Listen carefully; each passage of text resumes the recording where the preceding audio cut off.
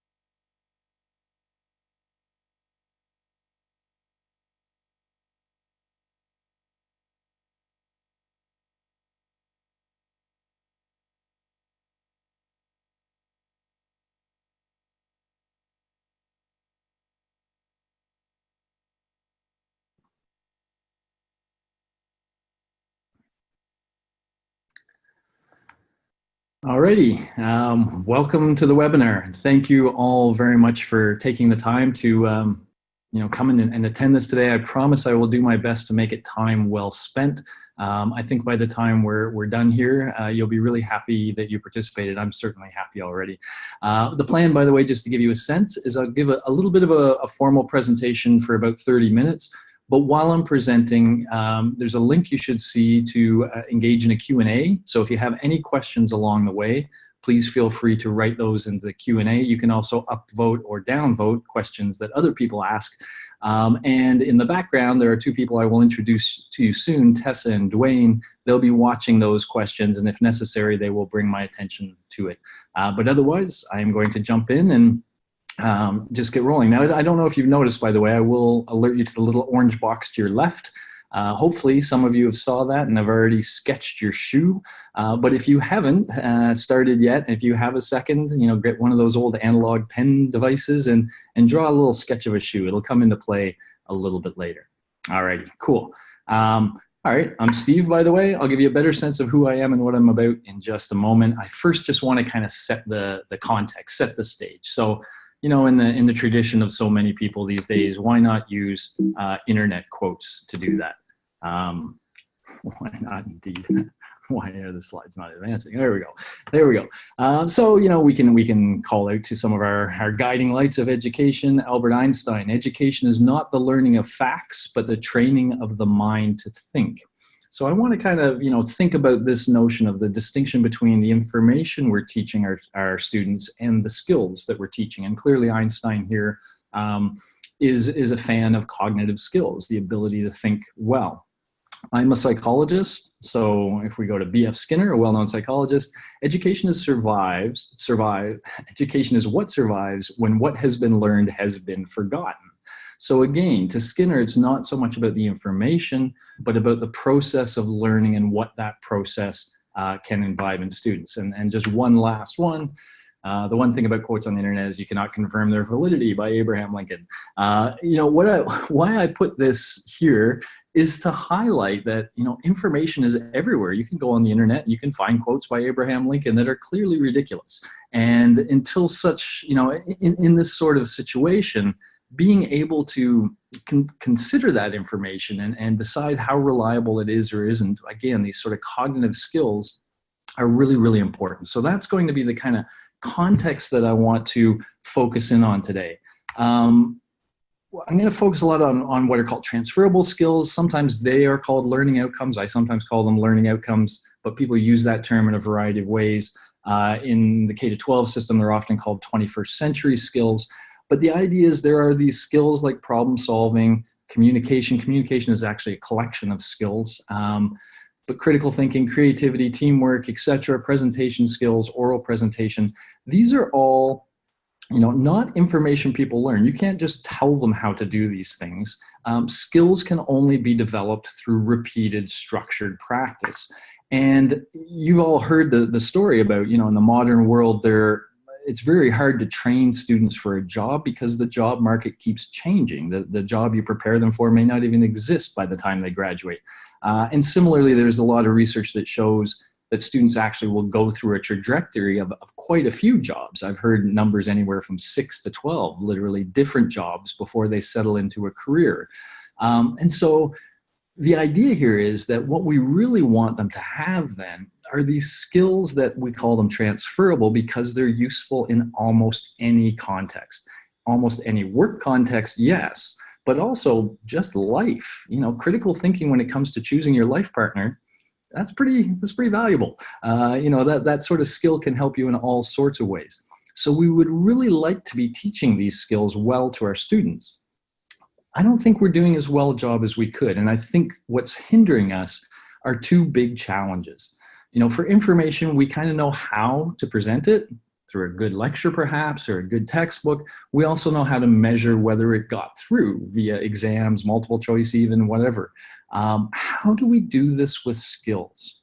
Skills we know require repetition to develop. And in fact, they develop best when there's a lot of structure around that repetition, giving the students the feedback they need. How do we do that within our traditional and somewhat constrained higher education institutions? And even if we think we have come up with a way to do that, how do we know that the way we're doing it is actually working? Universities care about things like accreditation, which requires measurement. And so we want to, if we're claiming we're giving our students these skills, we would like to be able to measure the extent to which students are acquiring these skills. So how do we do that? Big challenges. How and how do we know? Okay, this is going to be the real focus today. And I will tell you now that I think I have at least one path that can get us through these challenges, and obviously may not be the only path, but I think it's a kind of a cool one. And I'm going to present it to you and suggest to you that we can answer both of these challenges. And in fact, we can answer them in any educational context, online or not, doesn't matter, class size, etc. Okay, so big claims, big claims. But by the end, I think you'll be with me. All right, who the heck am I?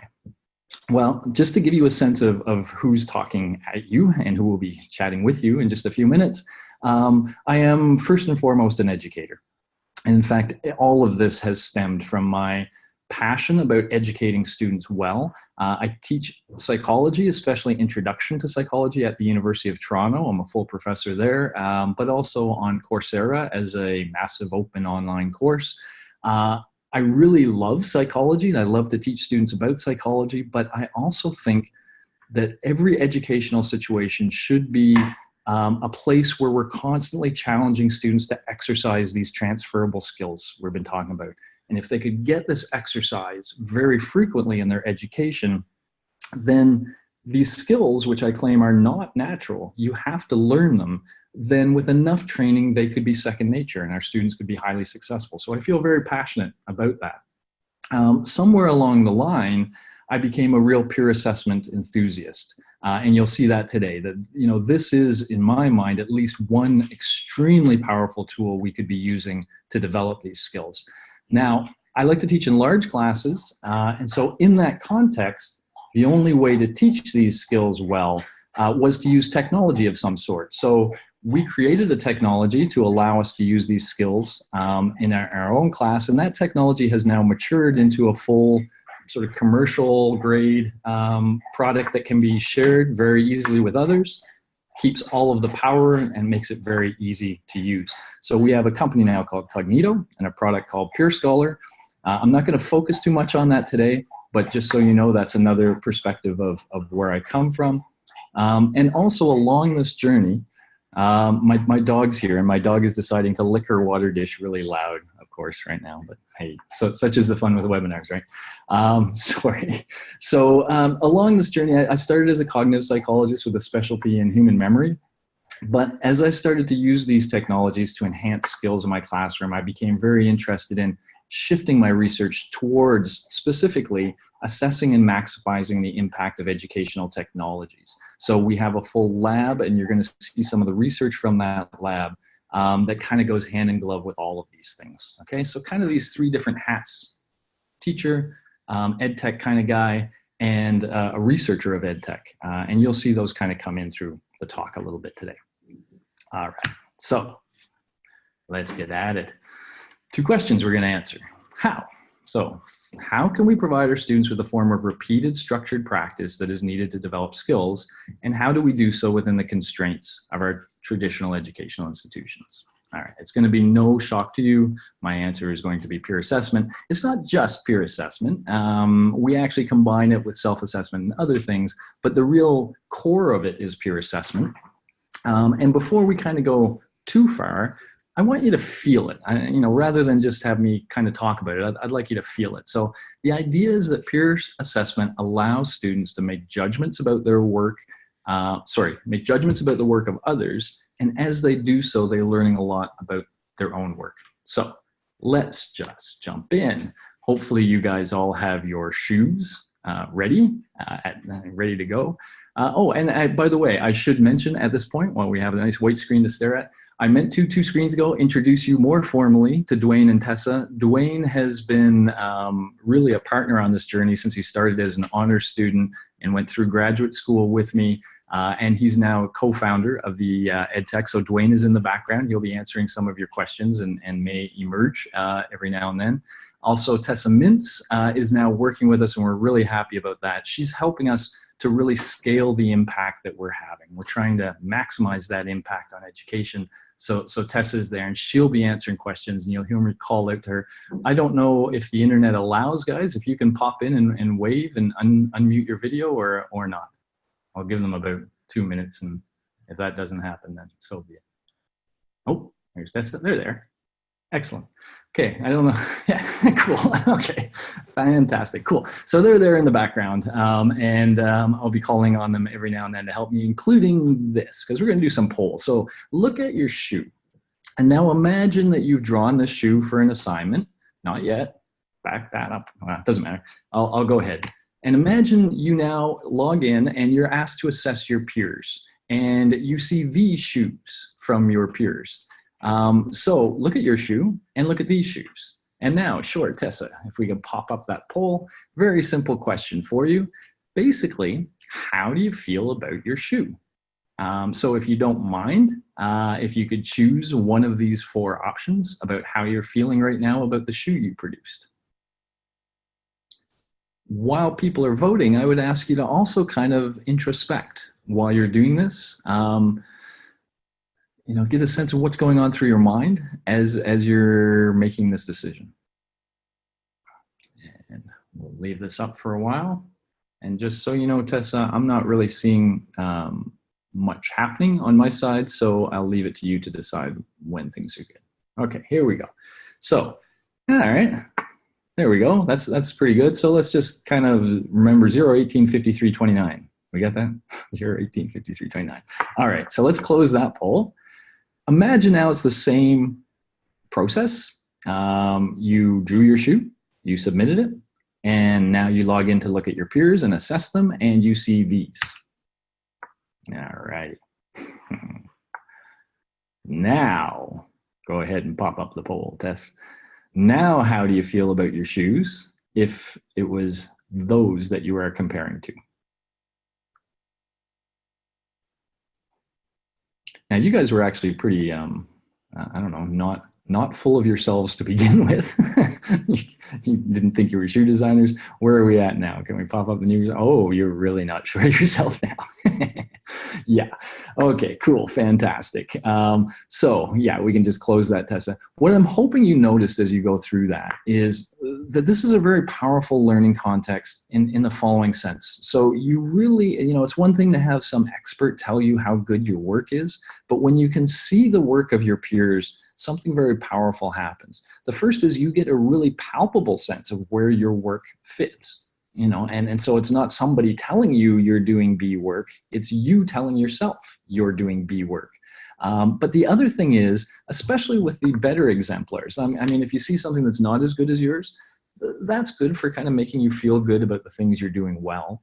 But when you see work that's better than yours, it doesn't just give you a sense that you could do better, but it also gives you a sense of how you could do better, especially if you're encouraged to really analyze that product and you know, kind of figure it out. So if we really push students to do a really structured, formal peer assessment, then we can really capitalize on that learning and strengthen it even more.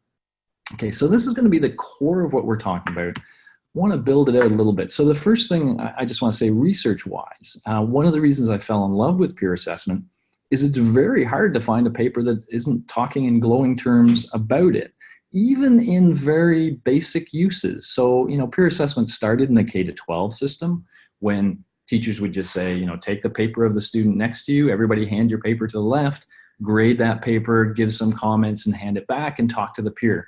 That form of peer assessment is already very powerful, despite there being like social pressures, you know, having to look that person in the eye, and despite it only being one peer's work you got to see. But as you formalize the process more, you can do things like have people assess their peers anonymously. So they don't know who's where. All they're assessing is the work. And you can ask them to assess many peers. But this is, of course, where the technology comes in. It allows the management of all that sharing of data, sharing of work, and then bringing it back together afterwards. So that's really, you know, where we got into this notion of technology-enabled peer assessment. And so There's in fact a number of peer assessment technologies out there. I mentioned that we have one. It's the best. We're proud of it, of course. But there's a number of systems out there, and they all tend to follow the same basic process. It's a very powerful process. So typically students are asked to go through 3 steps. The first step, they're just asked to create something. Okay, so the instructor asks them to produce a composition. Now, one of the nice things with technology-enabled platforms is that composition can be a written assignment, but it in fact can be anything digital. You could ask your marketing students to go create an ad and submit that digital ad. So at any rate, the instructor directs students to create some composition.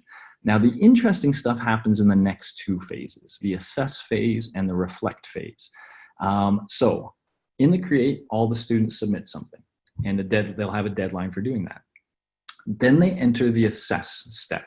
And in the assess step, they are shown the compositions of their peers.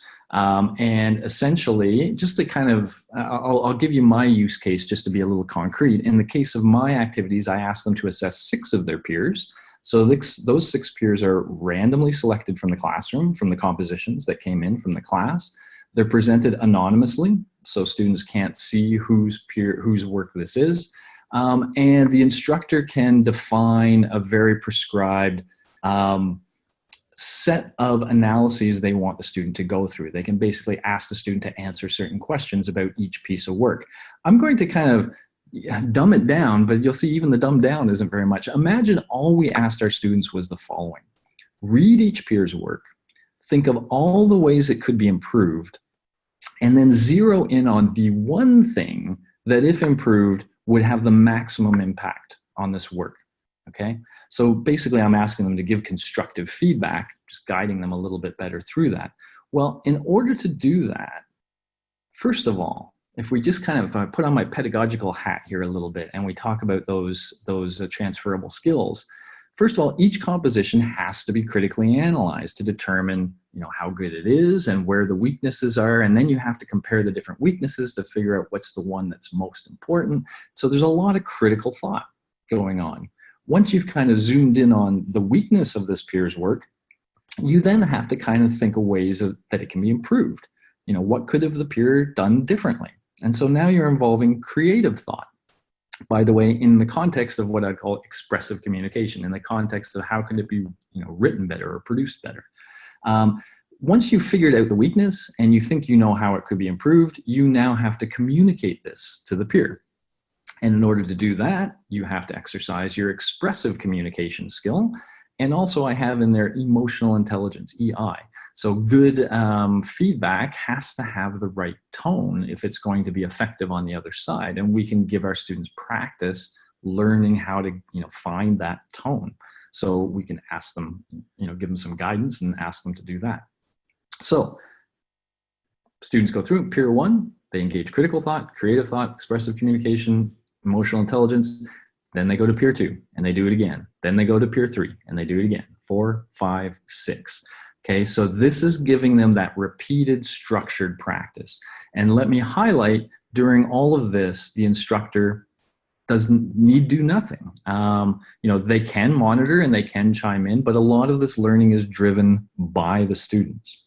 Okay, now, as each student is doing this to, say, 6 peers, their work is in turn being assessed by 6 peers. And so in the last step, the reflect step, we can again exercise a lot of these skills. So depending on the platform, our platform makes all of these options. You can decide what to do, but I'm going to give you the works. Like we're at a hot dog stand and we want the works. So in the works, students see the feedback they received. They are asked explicitly to assess that feedback, and they are asked to then use the various bits of feedback in a formative way to enhance their final product, okay? And so once again, imagine now a student is confronted by 6 pieces of feedback. For each one, they have to critically analyze it. Now, this is what I call receptive communication, right? This isn't about getting thoughts out of your head. This is about listening to other people speaking to you. Receptive communication. So this is the context of receptive communication. They're listening, they're applying critical thought to it, And of course, this is all about how their work could be better. So it's a very metacognitive situation where people are pointing out, ways you could be better. And so you engage those skills. And again, you have to do that with each peer as you go. You're also kind of thinking about, how would I implement this? What this person said, how would I actually take their idea and make my work better? And so now you're thinking about, how you're going to express this new paper or this new composition. Involves a lot of creative thought, involves a lot of metacognition. And again, you do that over and over and over. That's the repetition, that's the structure. We also often ask people to reflect at the end. So write a little short piece on the changes that you did make. Peer 1 told me I should do X, and here's how I did X. And the changes you didn't make. Peer 2 told me I used too many big words. I think Peer 2 should just read more. I didn't change it. I felt the words were good. Okay, cool. But let's ask people to justify the thought process they went through, and again, engage critical thought, expressive communication. With repetition. Okay, so this is why I fell in love with peer assessment. If we think from the instructor's perspective, in a typical activity, an instructor creates the activity, and then they eventually evaluate, do some form of evaluation of the end result. Here, the instructor can create. Students go into this intense assess step. Students go through this intense reflect step. They produce a final product, and then the instructor can grade that final product. We also suggest the instructor grade the quality of the comments students are giving, because that makes everything better. But by and large, there's very little additional work required of the instructor, but the pedagogy that's going on gets ramped up huge. Okay, so it really creates this intense exercise of all these skills. All right, so my first interim step is I've answered the how. Let me not be too whatever, I've answered the how. Those working with peer assessment, the community of people, researchers investigating peer assessment, I think have come up with a how. Via peer assessment, educators can basically employ this with minimum disruption to what they're already doing. But while students are going through this process, they're getting the repeated structured practice that they need in a feedback-rich context that they find interesting and relevant. So it's really, active learning, really assessment as learning. And it's, not just like, oh, I wish we could develop these skills, but it's a how. Here's how we can do it. So it gives us a way to get going. All right, so I've been talking for a little while. Time for a sniff test. You guys are all expert educators from a wide range of contexts. So I thought we would just kind of take a breath here for a second and ask the question, what do you think so far? So Tessa has a quick little poll here just to kind of see where you guys are at based on what you've said. So what do you think about the potential of peer assessment so far? You got the answers there. Just kind of curious where you're at. We'll let this go for just a little bit.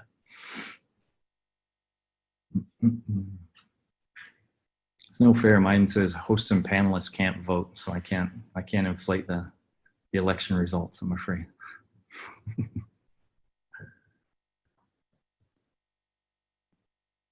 All right, what do we got? Drum roll. Sorry. Okay, cool. All right. And thank you for the skeptical. We want critical thought. Critical thought is very, very important. So I appreciate that. Fantastic. Let me take it a step further and see if we can get some of the intrigues even more intrigued. That'll be the goal. All right. So let's move on to this next question.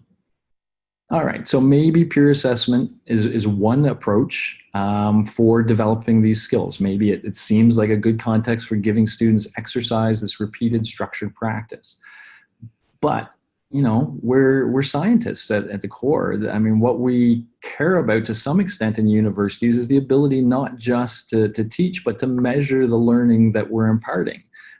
We are a credentialing body in many cases, and so being able to measure what we claim to develop is important. How can we do that? How do you measure skill development?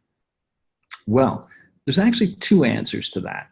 I'll share with you our two answers. So one answer is through research, where we really try to look at quantitative impact on learning.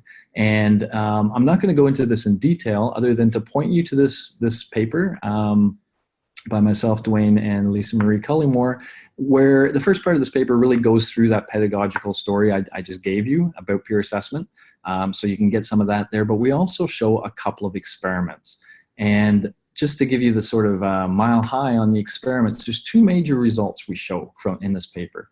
One is, if you ask students to estimate the quality of their work before they peer assess, then you just simply ask them to peer assess 5 of their peers. And after they do that, you ask them to estimate the quality of their work again. You see a 40% reduction in the error. So let me be a little more specific. They all think their work is better than it is. And so on a 10-point scale, I think on average students were about 1.2 higher than the actual mark that their work got before they did the peer assessment. But after they did the peer assessment, that number dropped to about 0.5. So there's about a 60% drop in their error, how far off they were, as a function of just assessing 5 peers. So that's kind of cool. The other thing that we show in this paper is that if you actually look at the quality of the ratings that students are giving, if you actually ask them to rate the quality of the peers they're assessing, what you see is that with repeated exposure to this peer assessment process, their ratings become more and more accurate. So they're learning what we call quality-based discrimination. They're learning to tell the difference between a good exemplar and a bad exemplar. And at some level, that's critical thought, is it not? Or at least, a core of it. So this is one of our ways of kind of coming at this, is through actually using the tool to collect data and to test the assumptions we make. Today, though, I really want to highlight a second way we've been playing with, and it's got us really excited. So if you think of what other skill bringers do, so I'm starting to use this term skill bringers, and what I mean by that is educators who focus more on skills than information. And so imagine like a martial arts class. You don't send your kid to martial arts hoping they'll learn the names of all the parts of their martial arts outfit. You send them there hoping they will learn to defend themselves, right? And so one of the things I like to notice is contexts like this, they almost always have peer learning and peer assessment as a core part. So students almost always learn from and with other learners. So they're in a class like this where they can actually see what other students are doing, unlike what we sometimes do to the students, shield them in just their work. Okay, cool. What's really cool is this part. Okay. I started learning guitar a while ago, and it's been an interesting process as someone who studies learning and such, to actually go through a process from the ground up.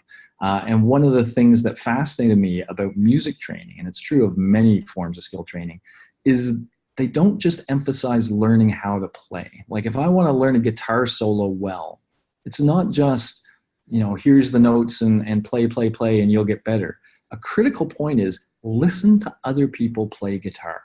And listen in an informed way. So if an instructor was trying to teach you about, say, phrasing, how to phrase certain notes to make them sound cool, they would tell you, go listen to how Eric Clapton phrases. Go listen to how Jimi Hendrix phrases. And by actually actively listening to others, you are developing your ear. And often in these areas, they think the ear has to develop before the production can develop. You have to kind of you have to hear what's good and what's bad. And once you hear that, that can really guide you to producing good and bad.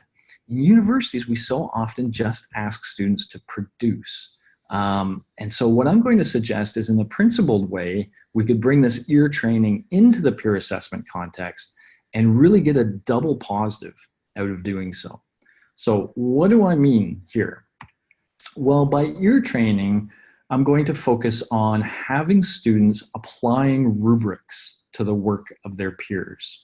So let me take a slight aside and just, if any of you are not aware, there's, of course, a number of agencies doing this throughout the world, but one that's been very strong is the Association of American Colleges and Universities with their value rubrics that they're creating. These rubrics are meant to align with a lot of the same transferable skills we're talking about. And so they have like a critical thinking rubric and a creative thinking rubric, etc. There's in fact 16 of them, and they've validated these rubrics well. So they've assured that the scoring is reliable on these rubrics. And so here's the idea. Let's imagine Jojo over here on the right, and Jojo has 5 peers they have to assess. And let's imagine in this context, the activity asked people to think critically. Maybe they had to form an argument or find a flaw in a research paper or something like that. So now Jojo is now going to evaluate these 5 peers. Assess, I should say. Sorry, slipped my assess evaluation terminology there, yikes. So he's going to assess these 5 peers. But what if as part of that assessment, we say, okay, Jojo, check out this critical thinking rubric, get familiar with it. It'll describe a few different facets of critical thought, and it'll give you a sense of, what a 1 looks like in that versus a 2 versus a 3 versus a 4. So it'll give you a sense of how the levels differ. And now what we want you to do is, starting with peer 1, apply that. Look at peer 1's work with that critical thinking rubric in tow, and quantify, score them, apply the rubric. How much critical thinking is there? And so now this is intense ear training. Jojo is looking for these components of critical thinking in the work of peer 1. And in so doing, they're getting a really good sense of what good critical thinking looks like, at least when they're successful, at least when they're seeing something in peer 1 that's strong. It's like, oh yeah, look, they're doing that good, etc. And then of course, repeated structured practice, right? They do the same with peer 2, they do the same with peer 3, peer 4, peer 5. So this is the enhancement of pedagogy that comes from this approach, that the learning that's going on is now even more powerful because we're combining the ear training with the production. And what they learn from the ear training part, they can then use in their revision, for example, that they're using in the next step. Very cool. Here's the other very cool thing. While Jojo is applying this rubric to 5 of their peers, 5 of their peers are applying the rubric to Jojo. Now, peers are not the most reliable scorers. However, it turns out that if you average 5 or 6 peer scores on a rubric, they do a very good job predicting the score an expert would give. I can say that with confidence because we just concluded the research study that directly assessed that. We had experts trained at AAC&U score a bunch of compositions we had, and we compared that with the peer average. And we found that the peer average was a very good predictor of the expert score, as good predictor as one TA was of another, for example. So we're getting measures. So, Jojo, in this context, we are getting a measure of Jojo's critical thinking in this context. Okay, let me just zoom out a little bit here to kind of highlight the potential of that. If we now imagine a program, and so this is just meant to be a bunch of courses that a student might go through as they're going through a program. Well, let's imagine that this institution has bought into a lot of the story I'm telling. They've drank the Kool-Aid, so to speak. So they're now using technology-enabled peer assessment in a lot of courses. But depending on the instructor, the focus of an activity might be critical thinking or creative thinking or something else. And therefore, the rubric that's being used would also, should track what students are being asked to demonstrate. So let's imagine, for example, that we have 4 of our courses in our program where they are focusing on critical thought, and where we're actually employing the process I just described, and we're getting measures of critical thought on our students as they're developing critical thought.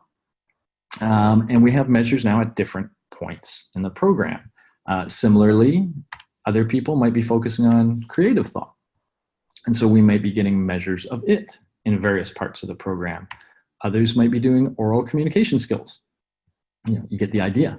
And really, by the way, when we talk about how scalable this is, if you have a validated rubric for the skill that you're interested in, then it can be any skill. We have guitar players using this. We have nurses using this for much more practical kinds of skills. So kind of cool. We can start to get measures. We won't have a measure for every skill for every student in every course, but across a program now, we can start to get these measures, and that will allow us to very reflectively work on our ability to teach these skills. So for example, maybe here where we have these oral in SEM 7, we have the oral presentation skills where we're measuring all of our students. Well, students get to that course through different course trajectories.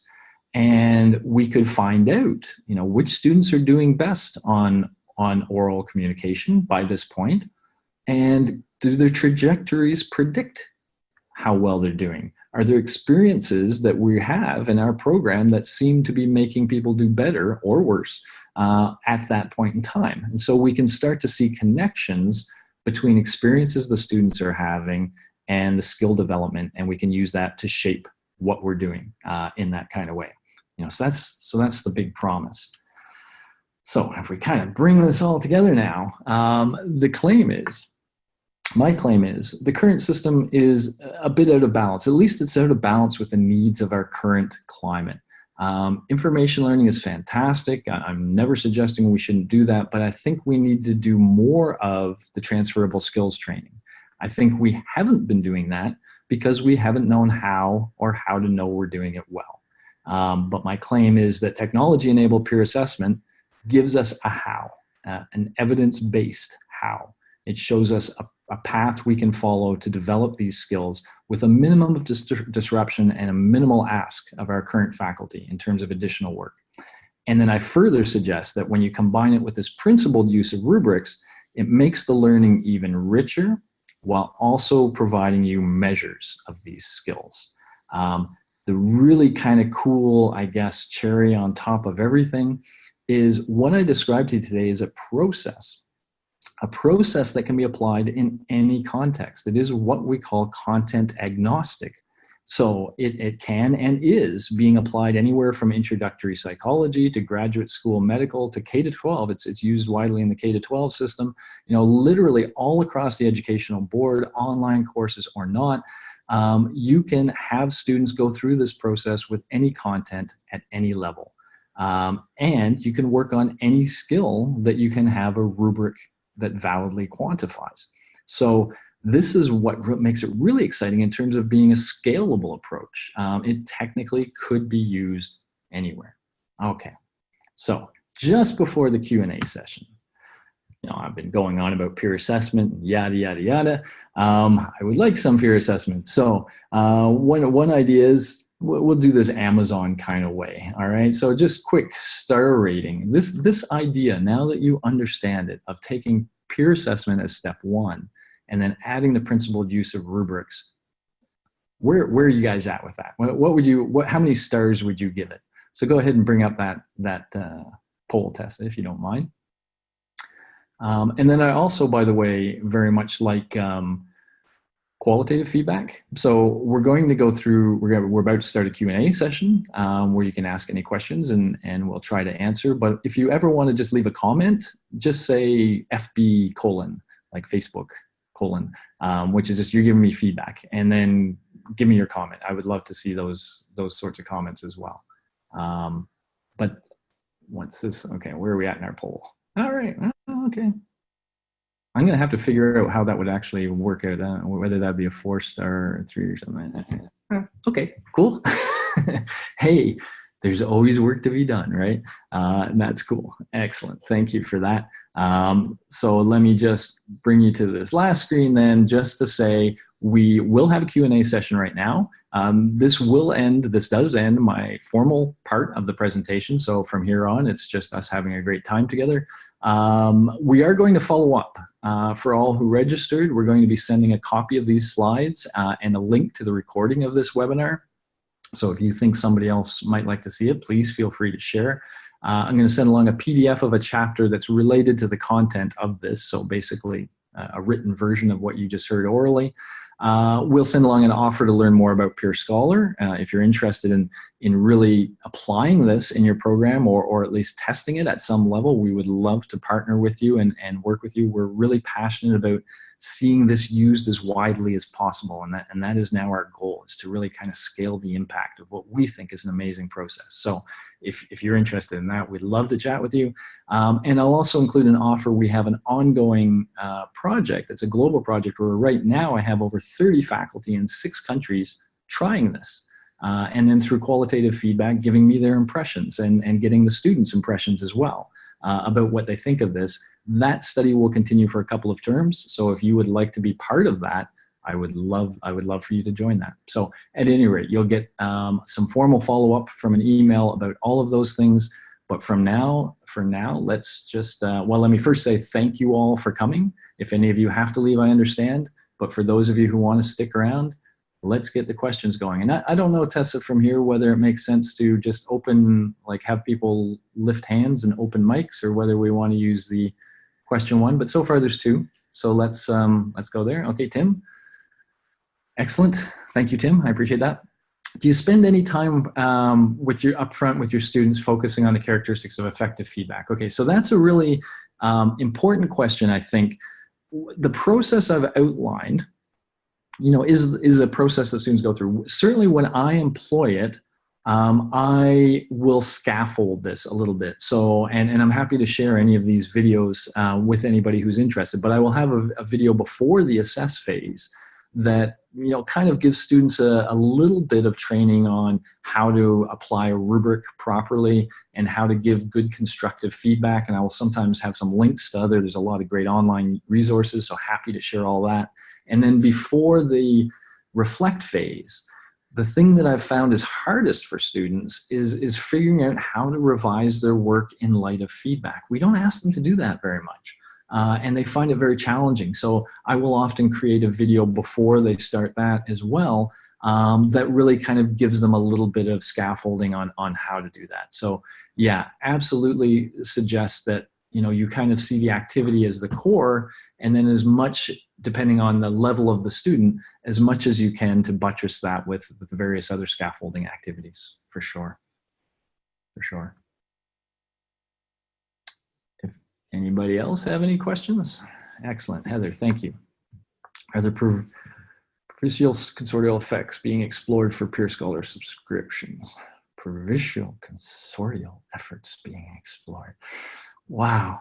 Remember that I talked about that peer who says I use big words all the time, but I'm sure these are the right words. But I suddenly feel like the peer who's got the crappy shoe. We would explore anything, Heather. We would love to chat with you. As soon as I go to a dictionary and look up what those words mean, Tessa's going to answer it live. Are you really going to, Tessa? Okay, we'll see. But absolutely, we'll explore things. Okay, how do students feel about peer assessment? Is there any pushback? I'm very happy to report the answer is absolutely not. I do surveys in every one of my classes, and I worry sometimes because we're asking students to do a lot of work. Sorry, thank you, Heather. I'm not as idiotic as I thought. Anyway, province wide. Well, hey, sure, let's chat. Woo. Okay, sorry. How many? Now I'm getting lost. This thing is bouncing around. So let me just answer the question about students' pushback. They get it. It's sometimes really smart and intelligent, and this is true across the board. Anytime you're doing anything a little different, to explain to students the rationale for why you're asking them to do what you are, and if possible, to show them the data that supports it. So I will often do that. But students get it, and they wish it was used in more of their courses. They find it very valuable. They really enjoy seeing and learning from the work of their peers. And they find the feedback from peers interesting. And they also, by the way, like playing the role of teacher a little bit. So there's a lot of that that's very powerful. Cool. Michael, how many rounds of assess and reflect do you find useful for the students to improve the quality of their submission? So the way I've currently implemented it right now, we just kind of go through that one round where you create, you assess, you get the feedback, and then you do a formative revision. But you're absolutely right. There's every reason to believe you could have more rounds. You could do what we call a cascaded approach. And we have done that with professors, especially ones who do things like they might have their students building a research paper slowly. So they start with the introduction, they submit that, and they get some, and then they add the next section to the paper, and all the way through they're resubmitting their current full product, and getting more and more. So, how many rounds would be useful? The more, the better. But the really powerful thing in our data is one round is already having a very powerful effect, as we saw with that sort of self-assessment thing. Catherine, wow, this is quick fire. This is fun. How much time do you give for this to happen? And do the peers get marks for doing the feedback? How much coaching do you do before the process? So first of all, you can, the instructor can oversee everything that happens in the system, and they can decide what things they want to include in the final evaluation. I certainly recommend that the quality of the feedback that students give should be one of the things. So you don't just measure, or you don't just score the final product, but you also score the quality of the feedback that a student is giving. That really makes them pay attention to that, and that's a very valuable skill. So we really want them to learn that. And when they do, they give better feedback and everything works better. But sometimes I also, by the way, evaluate the quality of the original draft. You can do that. You can look at, how intelligently they revised their work. How well did they use the feedback to revise their work. So you have access to all of that, and it's really up to you as an instructor to decide what you want to evaluate. What tech tool to use? That's an easy question. So yeah, our baby is Peerscholar, and I really am very proud of it. So it's just one word, Peerscholar. So you can go to peerscholar.com, or we also have a site called vision.peerscholar.com, which will tell you a whole lot about that. And in fact, as I mentioned, one of the things we'll offer with our email is that if anybody would like a formal demonstration of the system and how it works, very happy to do so. No problem with that at all. Excellent. So Carolyn, thank you. We have an endorsement here. So Carolyn's saying she's seen an improvement in the quality of papers after implementing Peerscholar, which is very cool. Excellent. This is a new tool for me, so I'm kind of bouncing around a little bit. Up to Tim here. And it keeps bouncing. In your initial description of directing students to focus on one significant change to the work, I'm curious how you deal with personal biases and/or collaborate their feedback lenses. Okay, personal biases. I mean, you're going to get that. So that's one of the reasons I like having 6 peers. So I will typically ask my students to assess things that aren't that long, page or 2 long, so their compositions aren't huge. And that allows me to ask students to assess a lot of compositions. And there's a few reasons why that's good. The biggest one is that repeated structured practice. So the more repeated structured practice. But also, if there is a personal bias, and if you have 6 peers, that shouldn't come through in it should just be a personal bias. It should be just up here, here or there. I really I'm not sure if to calibrate their feedback lenses. So again, I do sometimes do that with some scaffolding, try to teach them how to do that. What I love is if they have, out of 6 peers, 3 of them tell them to do something. Even if all 3 are picking the same thing with that, what's the biggest weakness? That's a really nice, strong signal to the student that that's the thing they should focus on. So that's very cool. Okay, rapid fire. Does it integrate with existing learning management systems? Absolutely, very easily. So for those of you who are techno geeks, Peerscholar is what's called LTI2. LTI is Learning Technology Interoperability. And so what that means is any of the big LMSs, we just send 2 bits of information to the LMS administrator. They take that, and literally within a half an hour, it can be integrated. We've integrated with probably every LMS that's out there. So yes, absolutely no problem whatsoever. As a college counselor who provides disability accommodations to those students who have various types of disabilities, I'm concerned that this would be particularly difficult for those students given slower processing self-esteem related issues.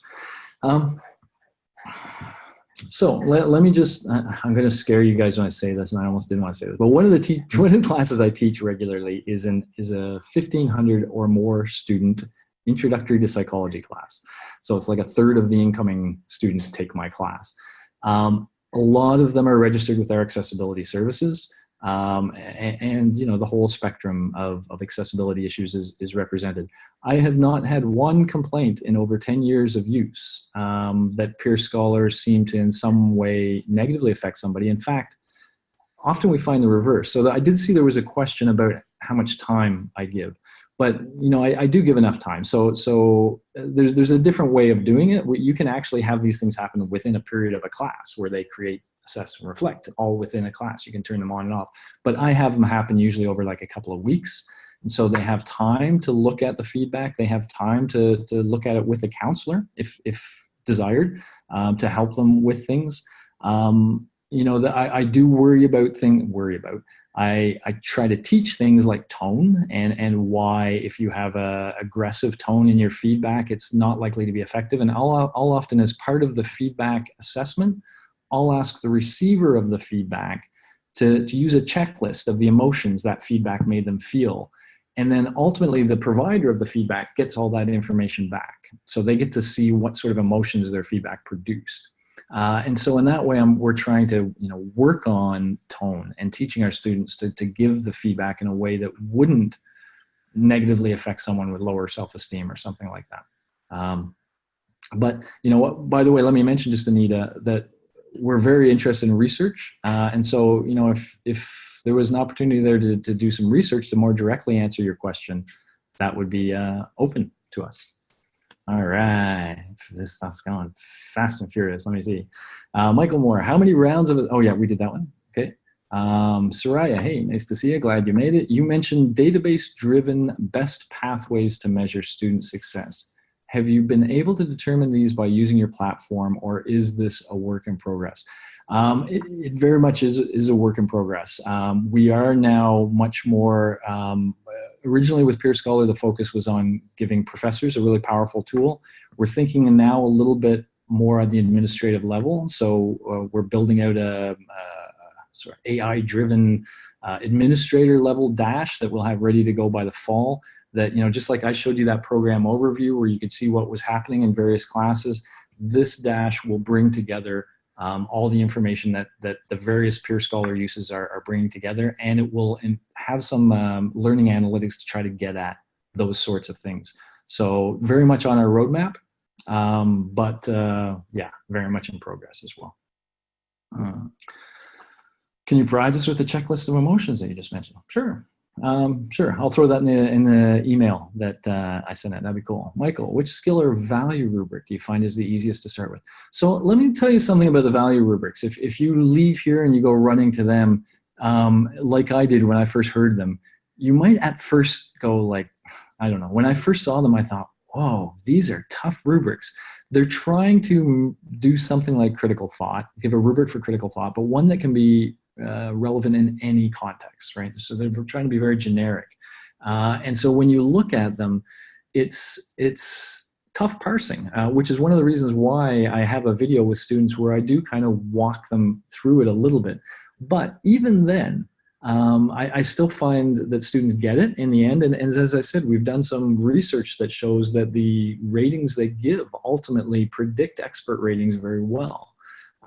So I can guarantee you when you look at these, you're going to think my students are going to have a challenge applying this. And they will, but they will learn a lot from that challenge as well. So I've focused mostly on critical thinking because that's sort of my kind of baby. But anyone, you know, it really depends on what you're trying to develop as the instructor, and then finding a rubric for that. Yeah. Flores. How do you train students in using a rubric to give peer feedback? I mean, it literally is a question of, you know, when I have that video, I have some exemplars. So the nice thing about having a video, especially if the instructor does it themselves, is they can contextualize it a little bit more. So I show students some examples of work. So I ask them to look at it before looking at the video. So they're supposed to read these 3 different sections. And then I talk about applying the rubric and how I would apply the rubric to those 3 exemplars.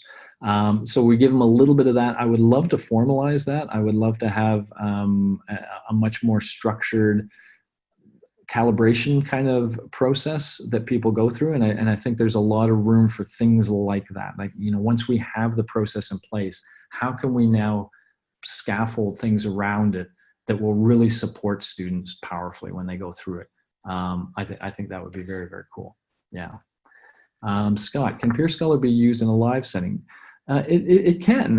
One of the things we allow now is, you know, usually I call it VCR mode, even though nobody has VCRs these days, but usually you schedule your various phases according to sort of date and time when you want them all to start and end. But we also have what we call a manual mode, where you can just sort of turn them on or off. So you can turn the first phase on. And so this was because a lot of K-12 people were doing it within a class. They were asking students to create something in the first 15 minutes, and then we would just turn that off, turn the next one on, and then assess each other in the next 15, etc. So you can certainly do it in that sort of way. So depending on the resolution you wanted, I guess, how quickly you wanted the turnaround to happen, I think it could work very well for live group presentations and such. I should also mention the process that I laid out. You know, this wasn't really meant to be a Peerscholar demonstration per se, and we should do that, it seems. But the process I laid out is what we call the classic model, where individual students are presenting, and then they're also assessing as individuals, and they're also ultimately revising their work as individuals. But that's one of our so-called pedagogical models. We have another one called case studies that really fits the case study kind of approach, because people in business might be interested in that. And we have a group work module that we just released, where students can work as groups. And not only do they assess and do things as groups, but they can also at the end anonymously assess the relative contributions of group members. And so that makes everybody work harder and makes group work really. And so that's there. Now, what you seem to be alluding to a little bit is one on our roadmap, maybe, that we call the presenter model, where we still have the underlying engine the same, but you have a single presenter and then multiple reviewers kind of at the same time. And that's something that will be built out in the relatively near future. You can kind of use the current tool to do that now, but we're going to make a smoother interface so that it all kind of fits that use case a lot better. Yeah. Wow, this has been fun. So I think we talked about the database-driven best pathways to measure. Yeah, so I think we got that there. So what do we got? 37 people still in the room. Excellent. Thank you, guys. I appreciate that. Any other questions?